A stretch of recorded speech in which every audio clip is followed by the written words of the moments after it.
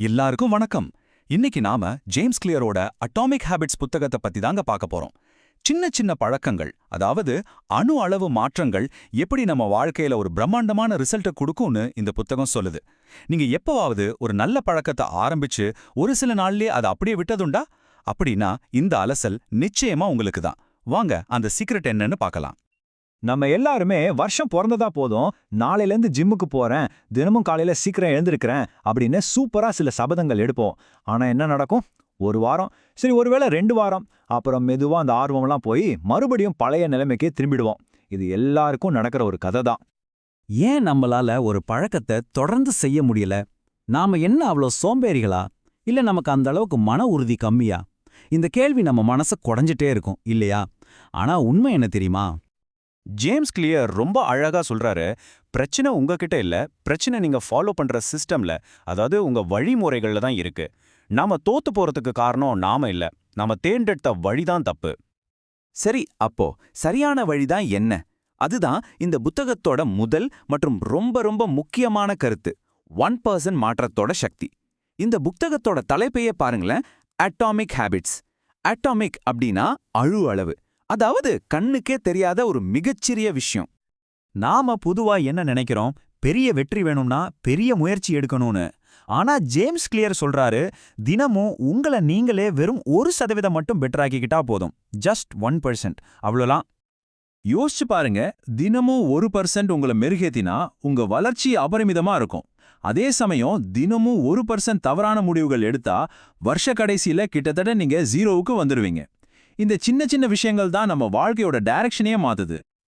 இதோட விளைவு எவ்வளோ பவர்ஃபுல்னு கேட்டா நீங்க அசந்துடுவீங்க. தினமும் வெறும் 1% நீங்க உங்களை மேம்படுத்திக்கிட்டா, ஒரு வருஷம் கழிச்சு நீங்க இப்ப இருக்கிறத விட 37 மடங்கு சிறந்தவரா இருப்பீங்க. நம்ப முடியலல்ல, ஆனா இதுதான் கணக்கு. இதுக்கு பேரு தான் கூட்டு வட்டியின் சக்தி, அதாவது பவர் ஆஃப் காம்பவுண்டிங்.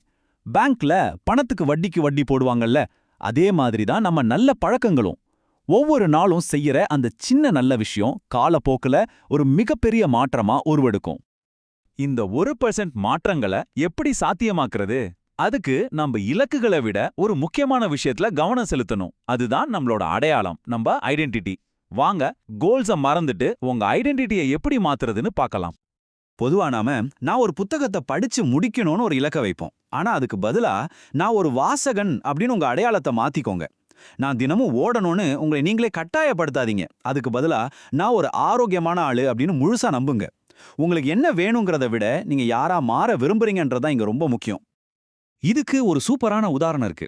2 பேரு சிகரெட் பழக்கத்தை விட முயற்சி பண்றாங்கன்னு வச்சுக்கோங்க. ஒருத்தர்கிட்ட கேட்டா, இல்ல நன்றி நான் விட ட்ரை பண்றேன்னு சொல்றாரு. இன்னொருத்தர், இல்ல நன்றி நான் சிகரெட் பிடிக்கிற ஆள் இல்லைன்னு சொல்றாரு. 2வது பதில் அவரோட அடையாளத்தையே மாத்திருச்சு பாத்தீங்களா? அந்த மாற்றம் தான் நிரந்தரமா நிக்கும்.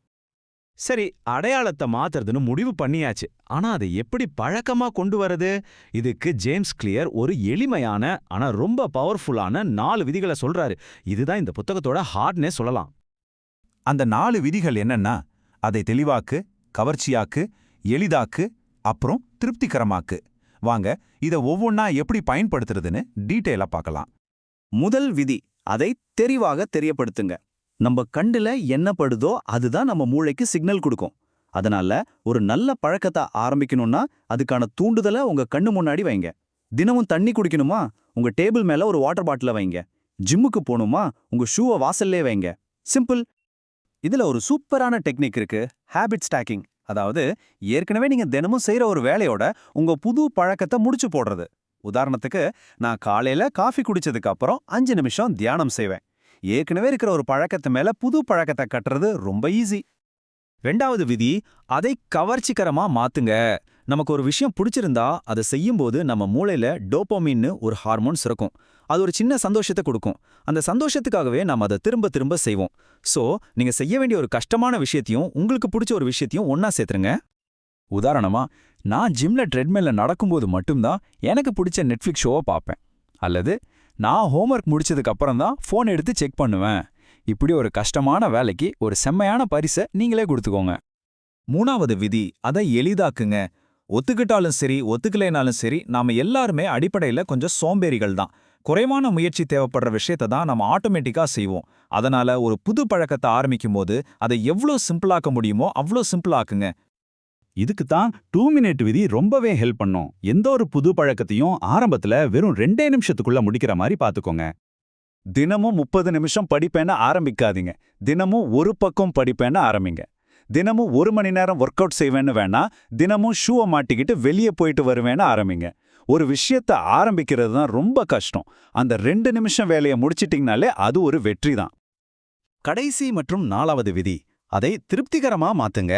ஒரு பழக்கம் நம்ம கிட்ட நிக்கணும்னா அதை செஞ்ச உடனே ஒரு சின்ன சந்தோஷம் கிடைக்கணும். நம்ம மூளை ஒரு குழந்தை மாதிரிங்க, அதுக்கு உடனடி பாராட்டு வேணும். அந்த திருப்தி கிடைச்சிட்டா, ஆஹா இத நாளைக்கும் செய்யணும்னு அதுவே ஆசைப்படும். இதுக்கு டோன்ட் பிரேக் த செயின் முறை ஒரு சமவழி. உங்க பழக்கத்தை செஞ்சு முடிச்ச ஒவ்வொரு நாளும் ஒரு கேலண்டர்ல ஒரு டிக் மார்க் போடுங்க. வரிசையா அந்த டிக் மார்க்கை பார்க்கும்போது, அடடா அந்த சங்கிலியை உடைக்க உங்களுக்கே மனசு வராது. அந்த உடனடி திருப்தி தான் நாளைக்கும் அது செய்ய தூண்டும். ஆக மொத்தத்துல உங்க மாற்றத்துக்கான டூல் கிட் இதுதான். ஹேபிட் ஸ்டாக்கிங் மூலமா பழக்கத்தை தெளிவாக்குங்க. டெம்டேஷன் பண்ட்லிங் மூலமா கவர்ச்சியாக்குங்க. 2 மினிட் ரூல் மூலமா எளிதாக்குங்க. டோன்ட் பிரேக் த செயின் மூலமா திருப்தியாக்குங்க. 0ல இருந்து ஹீரோ ஆகிற பயணம் அந்த சின்ன 1% மாற்றத்துல தான் தொடங்குது.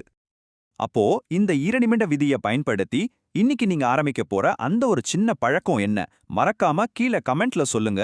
அடுத்த வீடியோல இன்னொரு வழக்கைய மாத்திர புத்தகத்தோட சந்திக்கிறேன். அது வரைக்கும் சின்ன சின்னதா ஆரம்பிச்சு தொடர்ந்து முன்னேறுவோம். நன்றி.